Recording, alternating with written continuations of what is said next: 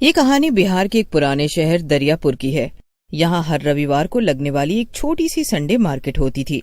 इसी हाट से थोड़ा बाहर निकलकर एक मोमोज का ठेला लगता था, जिसको विभा और उसका पति मोहन हमेशा आते जाते देखा करते थे। लेकिन कभी दोनों ने रुककर उस पर खाने का नहीं सोचा। इस औरत को देखकर तो लगता है जैसे कितने पैसे वाली होगी और बेचती मोमोज है। किसी किसी का मन करता है ऐसे काम करने का। जरूरी नहीं है कि पैसा नहीं है तो ही ये काम किया जाए।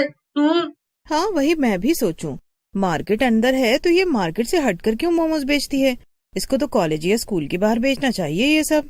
छोड़ो, हमें क्या। और तुम भी क्या क्या सोचने लग जाती हो किसी के बारे में भी। चलो बैठो, घर चलते हैं। वो दोनों बाइक पर बैठ जाते हैं, लेकिन विभा मोहन के साथ बैठ तो जाती है, लेकिन उसकी नजर उस स्टॉल पर ही रहती है। वो ये सब ध्यान नहीं देती। मोहन समझ जाता है, बड़ी अजीब औरत है, जाने क्यों यहाँ ठेला लगाती है। और अगर पैसे वाली भी होगी तो कितने पैसे होंगे इसके पास? अब उसके बारे में सोचना बंद करके बताओगी क्या खाना है? चाउमीन ही खिला दो। और मैं नहीं सोच रही उसके बारे में। विभा के दिमाग में फिर भी वो लड़की आ ही रही होती है।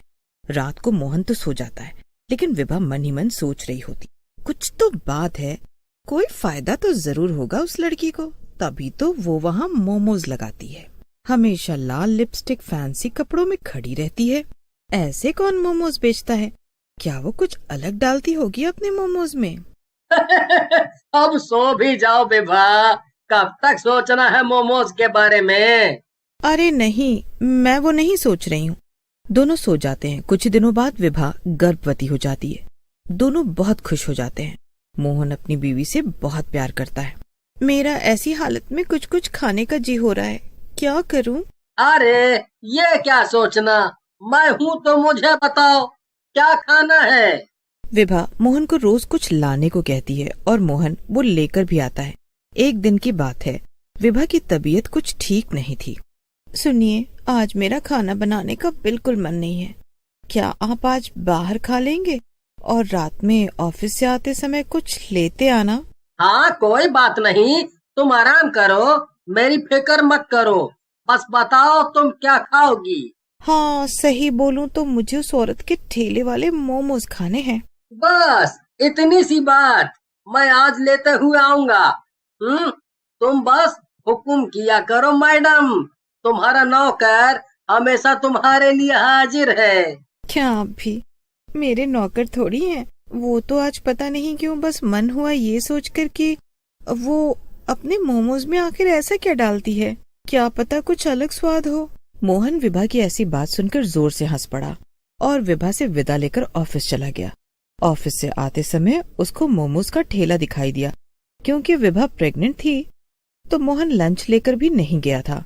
उसको भी बहुत तेज भूख लगी थी। क्यों ना जब तक ये मोमोज बनाएगी तब तक खा लिया जाए। एक काम करता हूँ, एक प्लेट यहाँ खा लेता हूँ, बाकी विभा के साथ खा लूंगा, इससे विभा को भी अच्छा लगेगा। मोहन ने सोचा, आज संडे मार्केट नहीं था तो मोहन ने देखा आसपास कोई नहीं था, सिर्फ वही औरत लाल ड्रेस में लाल लिपस्टिक लगाई खुद ही लेकर खा भी रही थी और बाकी के मोमोज गर्म करते हुए गाना गा रही थी, जैसे उसको किसी से कोई मतलब ही न हो और वो खुश हो। तभी मोहन ने धीरे से हिचकते हुए कहा,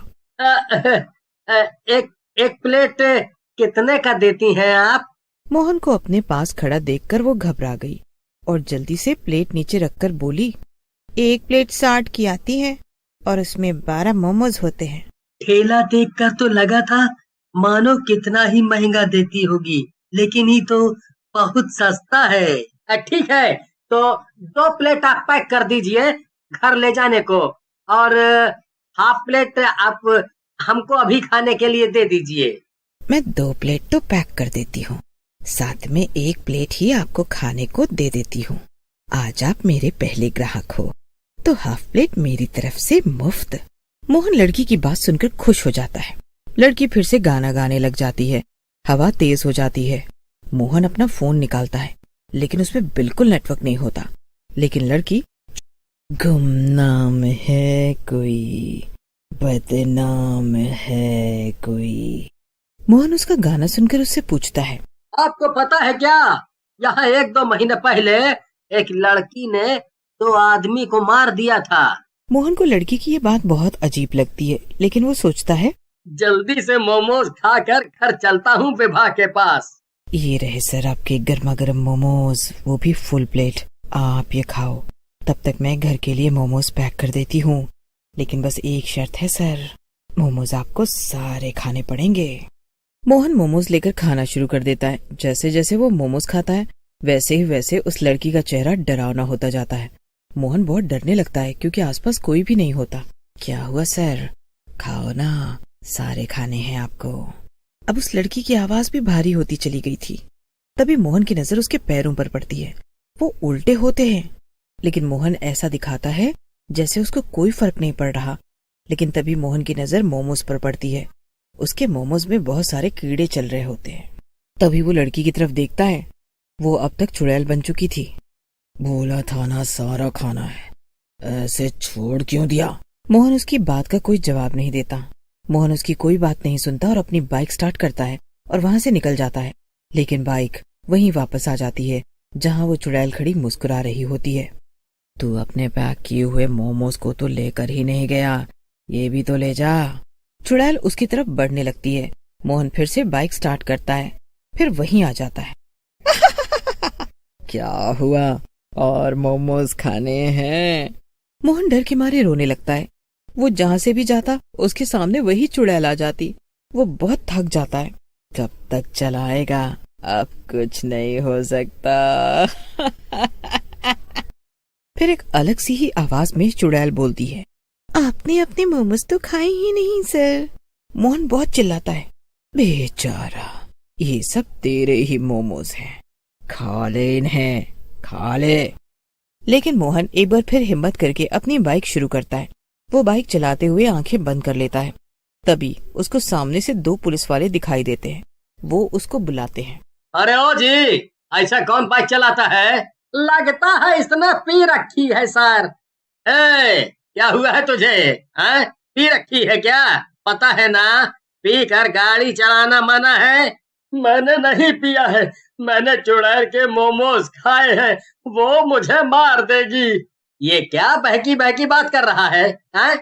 मैं सच कह रहा हूँ, मैं आपको उसका ठेला भी दिखा सकता हूँ। मोहन पुलिस वालों को उस जगह पर लेकर जाता है जहाँ वहाँ मोमोज वाली होती है। लेकिन अब वहाँ पर कुछ भी नहीं होता और ऐसा लग रहा था जैसे वहाँ पहले कभी कुछ था ही नहीं। मोहन को यकीन नहीं होता अभी जो सब हुआ वो एक झूठ था। मोहन की हालत अब बहुत खराब हो चुकी थी। उसकी तबीयत के साथ साथ उसका मानसिक हालत भी बहुत खराब होने लगा था। दोनों पुलिस वाले व्यवहार के बहुत अच्छे थे। उन्होंने मोहन से कहा, चलो मैं तुम्हें तुम्हारे घर छोड़ देता हूँ, यहाँ कब तक ऐसे परेशान रहोगे? मोहन पुलिस वालों की बात मान लेता है, घर पहुँच जाता है। घर पर उसको जैसे ही विभा देखती है रोने लगता है। क्या हुआ जी आपको? किसी ने कुछ किया क्या? किसी ने आपको मारा क्या? विभा बहुत घबरा जाती है। उसने मोहन को ऐसे बेबस कभी नहीं देखा था। जी आप लोगों का बहुत बहुत शुक्रिया जो आप इन्हें घर तक लेकर आए। पुलिस वाले चले जाते हैं। विभा मोहन के पास जाती है और बैठ जाती है और पूछती है। मोहन रोते रोते उसको सारी व्यथा बता देता है। मुझे लगता है उसमें कुछ तो गड़बड़ है, पर इतनी बड़ी गड़बड़ मैं तो आपको वहाँ कभी नहीं जाने देती। अगर मुझे पता होता, मेरी ही गलती है ये सब। अब आप कभी उस रास्ते से मत जाइएगा।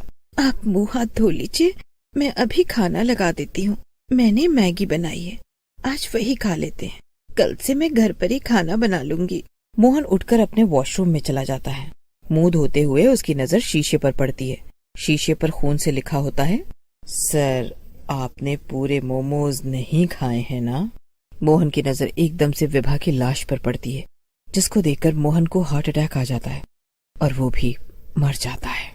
चुड़ैल का मकसद अब पूरा हो जाता है और वो जोर जोर से हंसने लगती है और फिर गायब हो जाती है।